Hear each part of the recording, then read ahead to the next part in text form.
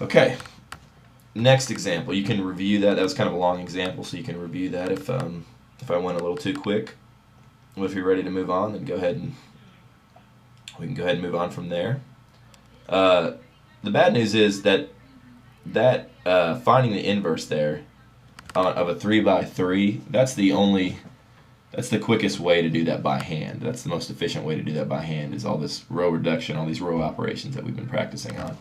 The good news is that on a 2 by 2, kind of like we did up here, to be honest, finding an inverse of a 2 by 2 with using this method is a little bit overkill. What you would normally do with a 2 by 2 is use sort of a simple formula that's given on your notes. So we're going to take a look at that. But like the catch is, like I'm saying, is that it only applies for a 2 by 2 matrix. So if you look on the last page, the inverse of a 2 by 2 matrix, to find the inverse of a 2 by 2 matrix, we can use the following formula. So if our the entries are A, B, C, D, the inverse is going to be 1 over AD minus BC, and that number, AD minus BC, is actually called the determinant, and we'll talk more about that next week. Then we multiply it by the matrix D, negative B, negative C, A. So you switch around A and D, multiply these two entries by -1. So you kind of shuffle it around and multiply it by this factor here. Okay, so let's see how it works. Let's do an example. So we'll do that. Matrix A, 3, -1, -2, 2.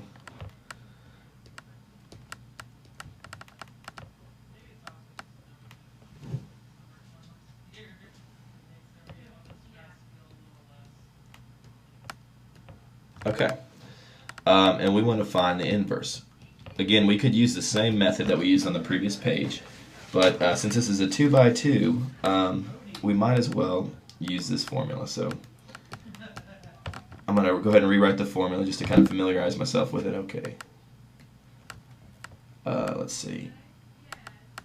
1 over AD minus BC times DA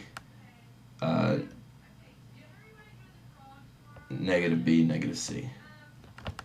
Okay. 1 over, let's see, A is 3, D is 2, minus B is -1, C is -2, times this matrix, let's see, D is 2, negative B, that would be 1, negative C would be 2, and A would be 3. Okay, well this factor turns out to be 1 over 6 minus 2, so 1/4 times this matrix, which equals, let's see, 1/4 times 2 is a half, 1/4 times 1, a fourth, a half again, and 3/4. There's our inverse. So when it's a 2 by 2, it's a lot quicker to use that method there. Again, you could check and confirm that these were inverses by multiplying A times its inverse. And I'll leave that exercise up to you. Okay, next example, and last example, find the inverse of another 2 by 2.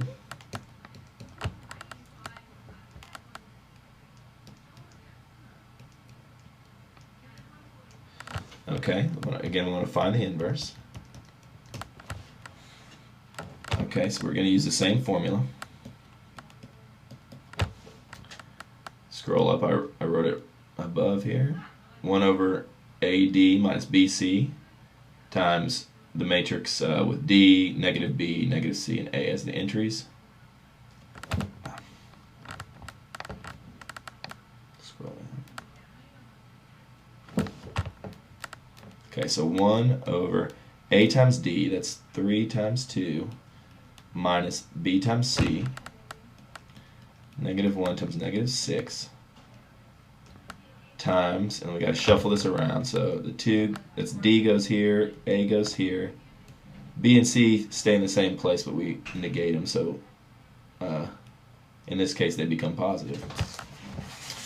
And then, let's see, here we've got 6 minus 6. We actually have 1 over 0 times this matrix. At this point, remember I said this number was called the determinant. If your determinant is 0, you end up having to divide by 0, which we know is undefined. So the inverse is undefined. What that means is that A doesn't have an inverse. It is not invertible or singular. It doesn't have an inverse. A does not have an inverse. So not all matrices have inverses. So it's singular. That's kind of the vocabulary word we use for that. Not all matrices have inverses. We know if it's not square, it doesn't have an inverse. And even some of the square ones, like this one, don't have an inverse, because sometimes you end up having to divide this by 0. If you had done it with the other method, you would have gotten one of those. One of your rows would have been 0 equals 5 or something like that. Okay, thanks a lot, and I'll see you guys next week. And your homework should be up on the blog. Ask the sub if you have any questions.